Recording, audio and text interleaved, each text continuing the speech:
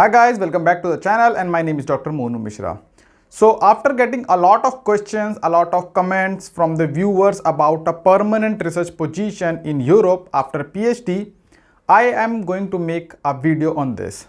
And for this video, I have specifically invited my senior Dr. Ashutosh Kumar, who is working as a permanent research scientist in Research Institute of Sweden, which is associated to Lund University in Sweden. So he's working as a research scientist, permanent research scientist in Sweden, and he will be sharing his experience and the process of getting a permanent job in Europe as well. So stay connected with me to the last of the video so that you can get a full information about this. And due to this explanation, this video will be a slight longer duration because he has explained so many beautiful things that I don't want you to miss. I don't want it to crop all this because this all information are very important. So stick with me till the end of the video and I hope you will learn a lot. And if you are new to the channel, don't forget to like the video and subscribe to the channel so that you don't miss any updates. Press the bell icon and share this video with your friends. So let's meet with Dr. Ashutosh Kumar.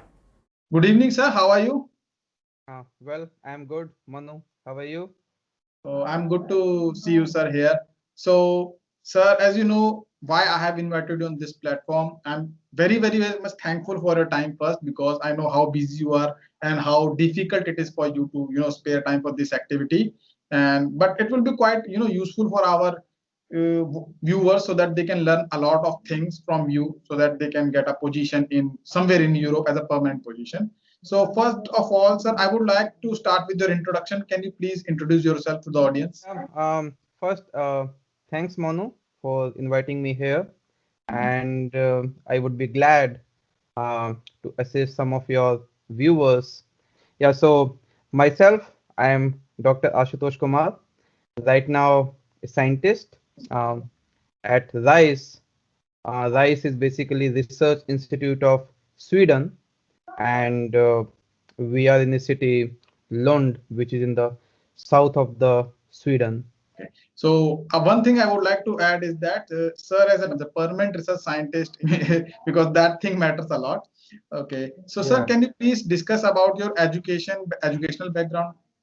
So regarding my background, actually, yeah, means I have done my master's in the material science from IIT Delhi, and I also did my PhD from IIT Delhi. As you know, you have also worked in the same group, and I finished my PhD in 2016, and just after the PhD, even um, uh, within a month or so, I moved to Japan, and in Japan, I was in National Institute for Material Science, what we call NIMS, and there again I was working on gallium nitride, and there we were working in the industry funded projects. So basically I was working very closely with the Sony Corporation and Fuji Electric, and just like I joined there in December 2016, and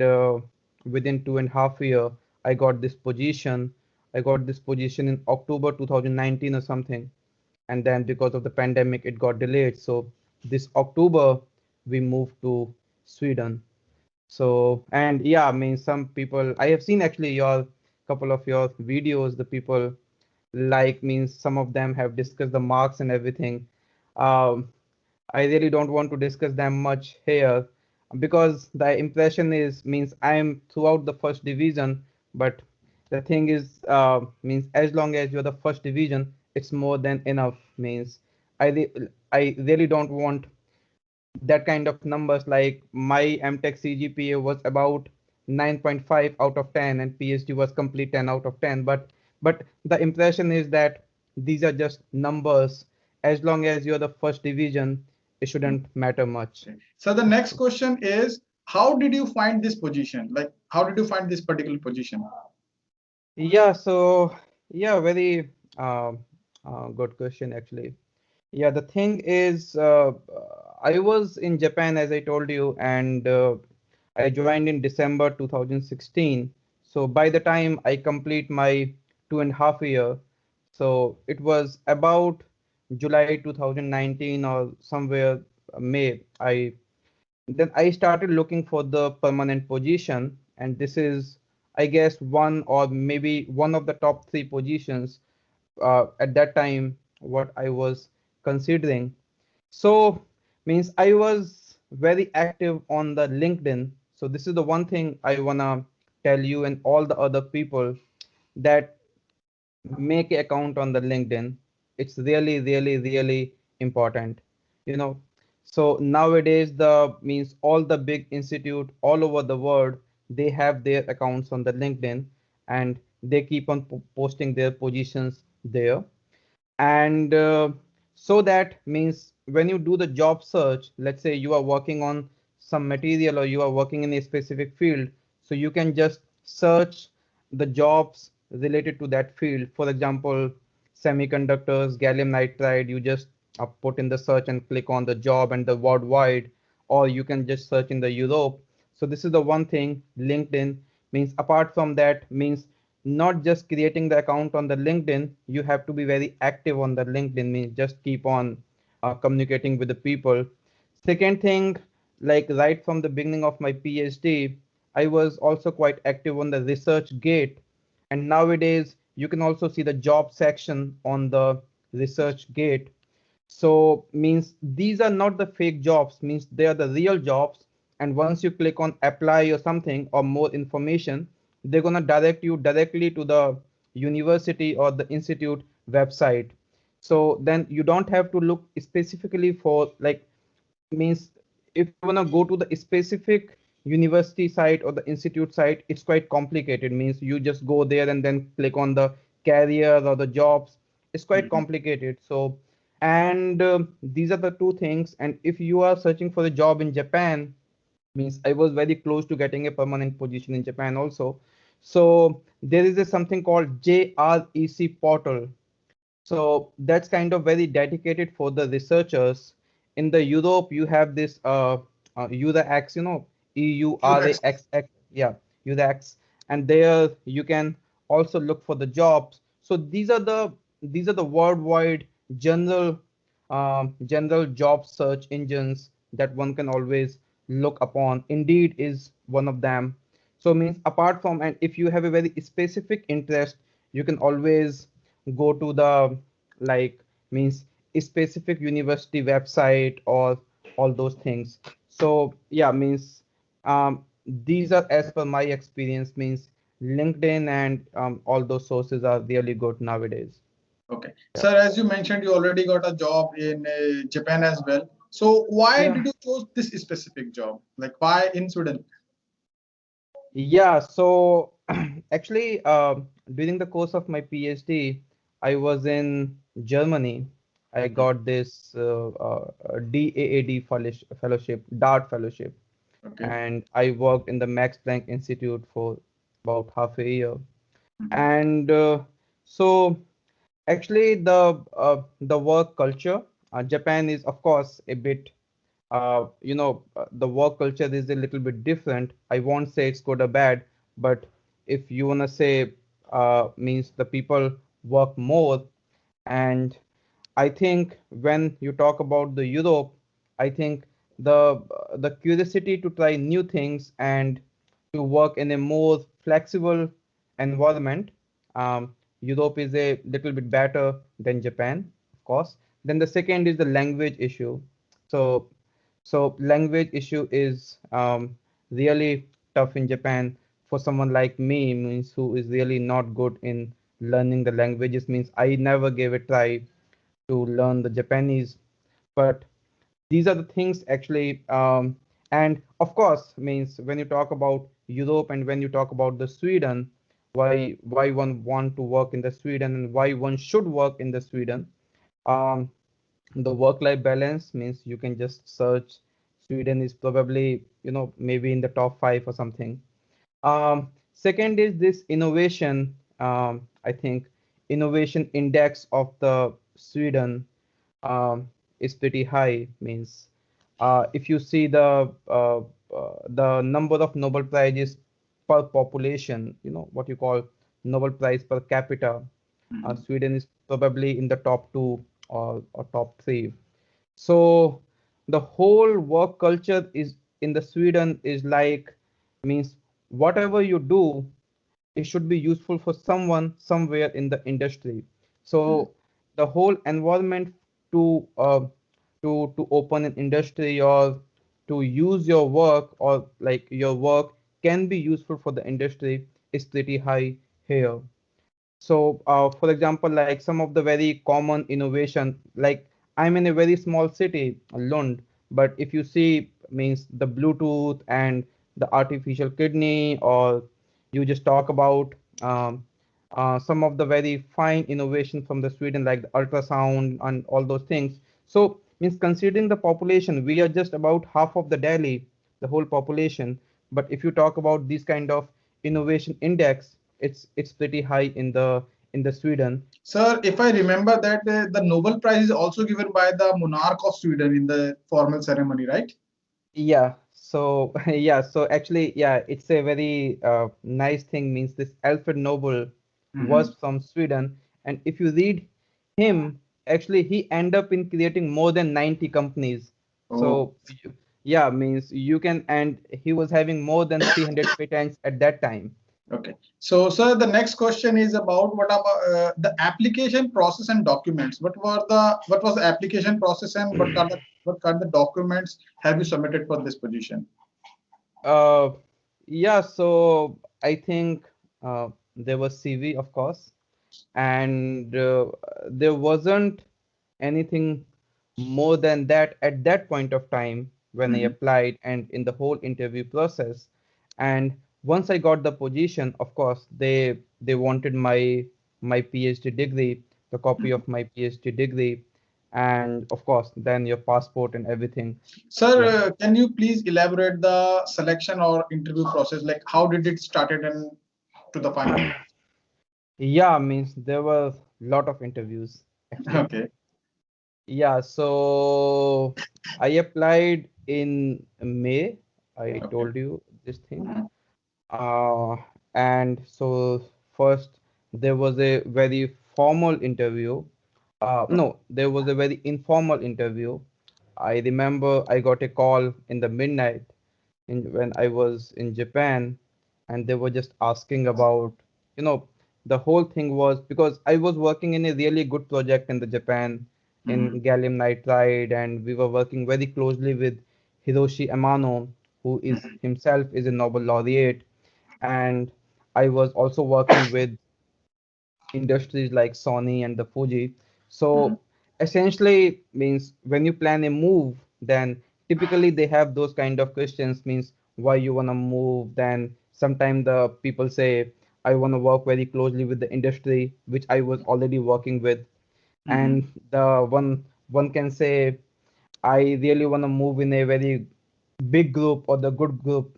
I Mhm. was already there in a Nobel laureates group, working very. So yeah, so those kind of questions were actually very, very, difficult to handle. Why you wanna move out of the Japan? Because like Mono, you are working in gallium nitride, and Japan is doing really a good stuff in the gallium nitride. Japan and the US. Mhm. So and in the Japan especially, they have so many companies means uh, working on the nitrides like Fuji, Sony, Toshiba. They all Mhm. are giving a shot on the gallium nitride. Mhm. So yeah, so first thing was why you wanna move out of Japan. Mhm. So these type of things, and then you have to convince them that yes, postdoc is means I can't take it for a very long time, means I have gained the experience, means what kind of the experience a postdoc should have. So Mhm. I have that, and now I want to move out of Japan to work in a more competitive environment, and to move in an environment where we are more into the application research.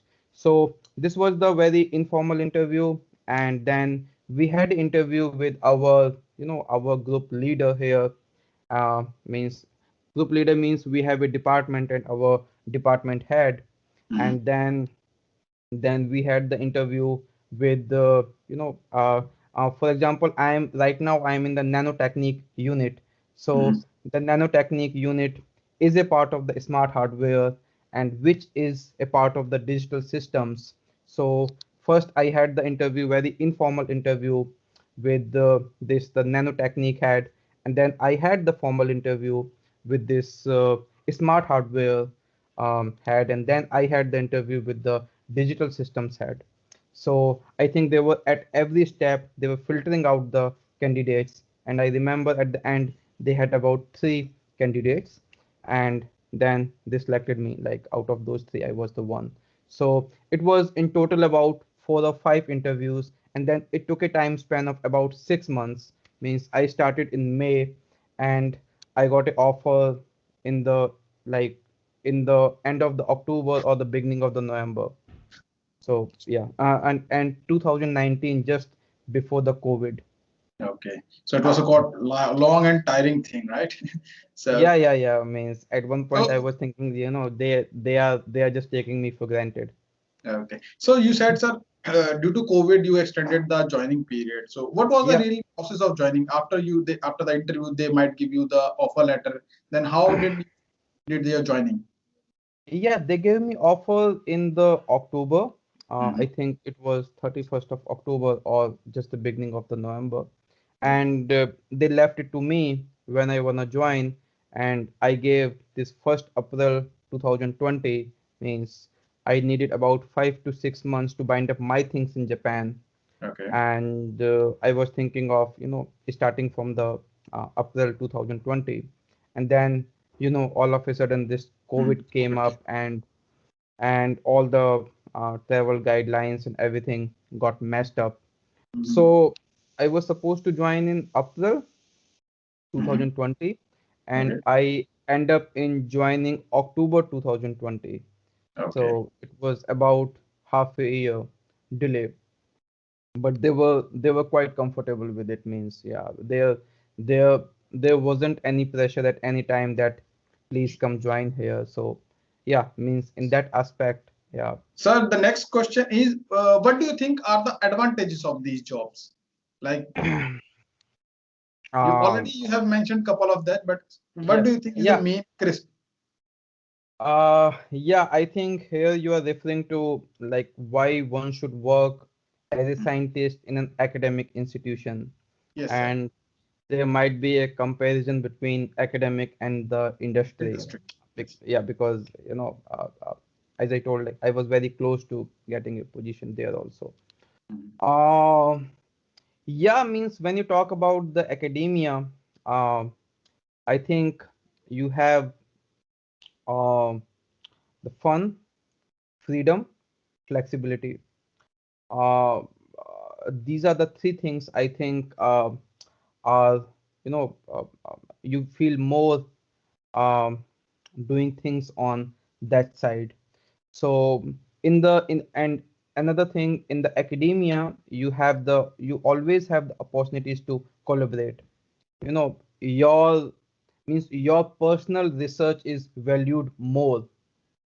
uh, you are doing something and then your research group is highlighted, Mhm. which you hardly get to know about some company. In a company, the whole company is highlighted. For example, recently TSMC has done really good stuff, but Mhm. you most of the people knows it as a TMC. But Mhm. when you talk about the research, it's mostly the research group gets highlighted. So these are the few things that may be the advantageous when one talk about the academia. But on the other side, means I'm a strong believer in the industry, that I have already mentioned you in the beginning.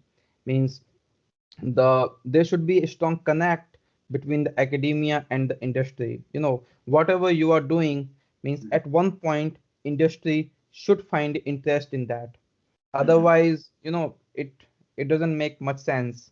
So, but on the other side, when you look into the industry, means if you are very comfortable, so in the industry there are the different jobs. You talk about the process engineers. So means if one is very comfortable in doing, the means the safer and the typical routine work, means nothing wrong in that, means it's sometimes it's quite challenging.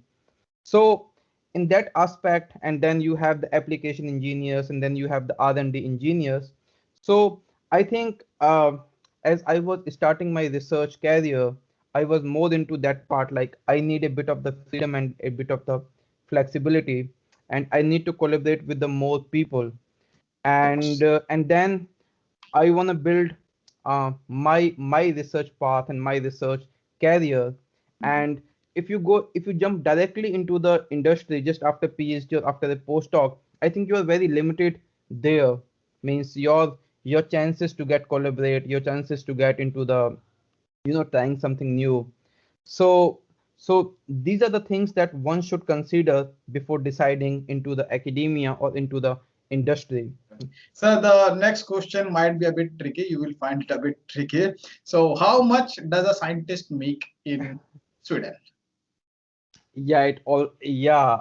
uh, the thing is actually it depends upon at what stage of the career you are.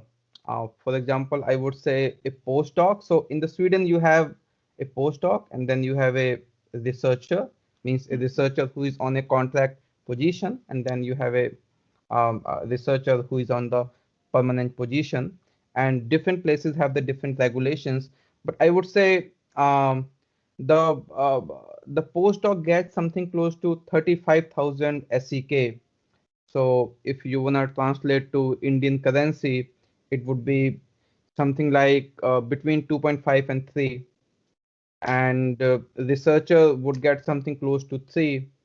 And someone like me who has started the permanent position in the Sweden, I I used to get something like 46,000 SEK, means little bit here and there depending upon every month, and which translates to about 4.2 lakhs, means as per the Indian currency. So yeah, means I wasn't that diplomatic in that sense. Yeah, Just sir. It was actually many people, are very hesitant and telling their salary because in Indian mindset is just like women don't tell age and men don't tell their salary. That's the yeah, typical yeah, yeah. mindset. But I'm very happy that you just clear all the doubts because a lot of people are more concerned about money in this stage. So, But they are like means one should also consider a lot of taxes in Sweden. yes, Means it's a country with a huge amount of the taxes, but you get in return what you are paying to the government as the taxes. So it's yes. always about 30 to 40%, maybe close to 40%. So we end up in getting, about 35% less than your salary. Okay. So the next question is about what is the cost of living, lifestyle, and work-life balance in Sweden? Because Well, I work think that is one of the most important parameter why you switched from Japan, right? Yes, work-life balance, amazing. I think life is way above than the work. Uh, Mhm. for example, means the people who are considering to have a child in Sweden, means they have lot of parental leaves. So about more than 450 leaves per child. So 450 working days. So yeah, means that kind of the support they have um, um, uh, to raise your child in the Sweden. You have lot of schools. And about the so this is about your family life. Mhm. When you talk about the work life, means you are forced to take the leaves. For example, means I have about 35 leaves per year, and when this summer gonna come up, I have to take 3 weeks out of them. Means it's not like that you just keep on piling up your Leave. holidays. No, they are important for your mental peace, and you have to take the leaves. So, and the same goes with the work culture. The work culture is not like this, that the one has to work till 9 p.m. or the 8 p.m. or something like that. Means the moment it's 4 or 5, the people starts leaving up, I think before 4 also. So the whole idea is that means you should enjoy your work. Means you shouldn't feel too much of the pressure when you are working. And that's the whole idea. Means you should feel happy because a a I think personal and the professional means if you are not happy in your personal life, you won't be able to do a good professional work. Yes, sir. So so that's the plan. Means and about this the cost of living, I think if you like if someone has a salary of about maybe after the taxes, if he gets 35,000 SEK after the taxes, so means you may see a two-bedroom apartment in Lund, it's gonna cost something like 10,000 SEK, and your family means apart from that all the other cost, of course it depends upon person to person, but Mhm. you may say maybe uh, 5 to 6 thousand per person. So if you are a couple, you may end up in spending 10 to 12,000 more. So which gonna be somewhere between 20 to 25,000 in total, including your rent, and then Mhm. you may end up in saving 10,000 SEK or something. But yeah, so that's the thing. And if you are paying the taxes, you are getting something in return, like the healthcare is amazing, the child education is good. So yeah, so that's Is that's it the that's the rough ballpark numbers. is the medical and education free in Sweden? Yeah, completely free. Okay. So Yeah, that's a means yeah, means it's not, yeah, means in India, they talk about, sometime you shouldn't give free. Well, nothing is free. You are paying the taxes for that. But once you are paying the huge amount of the taxes, and then after that you are also paying a huge amount of the money to the healthcare and to the education. Well, this doesn't make sense, because means you're you're ultimately taking what you have given in the form of taxes and just receiving amenities in regard. yeah, So the exactly. next question is, sir, about your future plans. What are your future plans after this? Yeah, so I think right now I am enjoying my research here, working in the gallium nitride 35 semiconductors. And as I told you, means when you start your career in the academia, you have more flexibility. So the whole idea is to to create something of your own. Means I have a patent of my own, or I have a few patents of my own, and then if I will have something like that, at one day I would definitely like to open up my company, or maybe means holding this position and creating a company in the parallel, and then moving my technology into the real industry. So that's the plan as of now. Okay, sir. One more question is like that. If someone wants to get settled down in Sweden, like after getting a permanent job, if someone wants to Mm-hmm. settle down in Sweden, what are the process of PR and citizenship? Yeah, actually good. Means in the beginning you get a working visa for 4 years. Means Okay. typically if there is a contract position in the Sweden, most of the time it's for 2 years. Mm-hmm. Initially you get a visa for 2 years, and then Mm-hmm. you can extend for another 2 years. What I came to know actually is that you cannot extend a working visa beyond 4 years. Okay. Means after 4 years, you have to convert it to the PR. And Okay. then at that point, means if you have a permanent position, they will easily convert that into a PR, or you will be encouraged to have the citizenship. So after 4 years, it's totally up to you whether you want to have a PR or you want to have a permanent Swedish citizenship. But as long as you have a permanent position or you have a position, it shouldn't be a problem. And there are like really good labor laws in Sweden. I want to mention a couple of those. The thing is actually, let's say postdoc. So means if you go to the another countries, typically means if you have done the PhD, you can join a postdoc. Means there is no requirement. Typically means in some of the countries they have Mm-hmm. between when you finish your PhD and when you are joining a postdoc.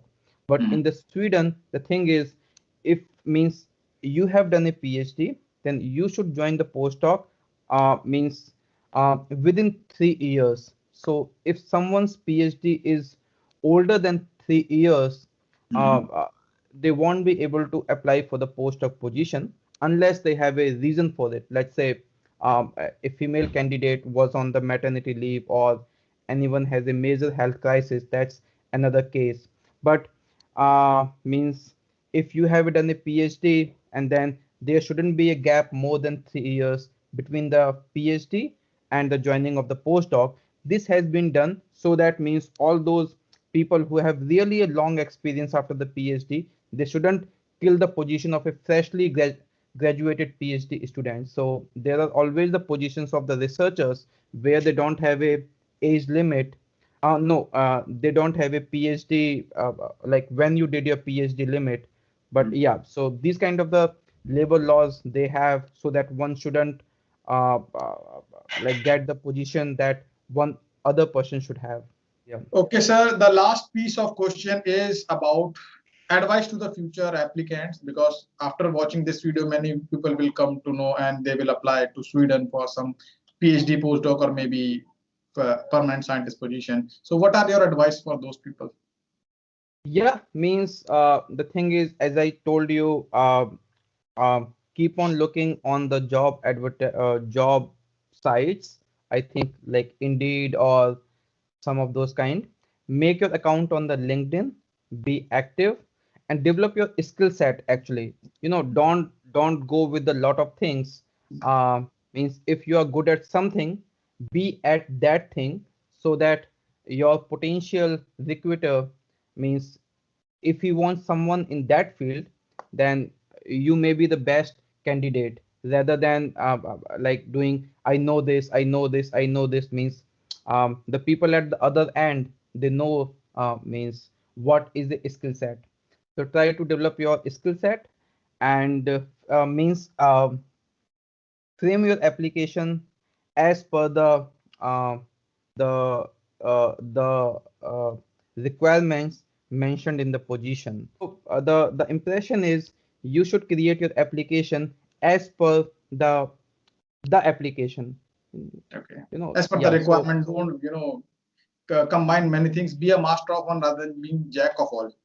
yeah, and so that's the thing, and it would always be nicer, means typically, you have 4 or 5 bullets when you talk about the, they are the requirements, and then you have a essential requirements, and then you have a desirable qualification. Means in it, this is the typical frame of an application. You have the mandatory, and then you have the desirable, and then you have 2 or 3 points in each.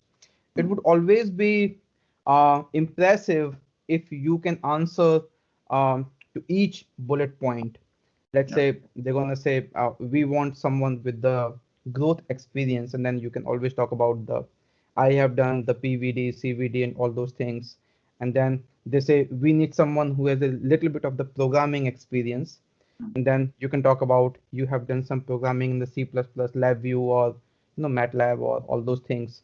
So means the as a recruiter on the other side, I need a PhD student, means at least I means I should be quite comfortable that that person has gone through what I need.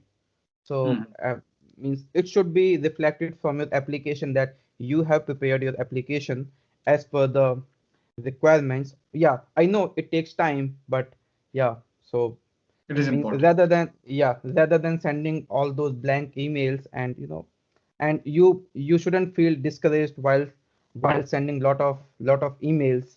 Means um believe me, means the people go through the emails. The only thing is that they typically don't answer. Like all of us have gone through that process, sending emails and not getting any answer.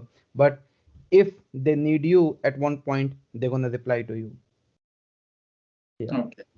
So thank you very much, sir, for coming forward and sharing your time with us, so that a lot of people can learn from this part and from your Yeah. experience. Thank you very much. And if I'll have any doubt or a specific comment, then I'll come back to you again for those clarifications. So thank you Yeah. very much, and we'll Yeah. meet Thank sometime you, soon. Manu. Yeah, thank you, Manu. Just to let you one more thing, means yeah. So recently, yes, sooner we will also be looking for the PhD candidates. So yeah, means if someone is having experience in the semiconductor background and all those things, yeah, means yeah, uh, they can be a potential part of our group in the near future. So Oh, yeah, thank you that's for really great, having sir. me here. Okay, Yeah. sir. So guys, I think this was a really important and informative video by Dr. Ashutosh Kumar. He has shared each and every detail that you might be required to know about how to apply for a permanent position in Europe. So I'm very much thankful to Dr. Ashutosh for his time because he's a very busy faculty. So thank you a lot, Ashutosh sir. And for this such kind of videos, please stay connected with my channel, subscribe the channel and also press the bell icon. Thank you very much, and we will meet in the next time with a new topic and a new video. Thank you very much for your support.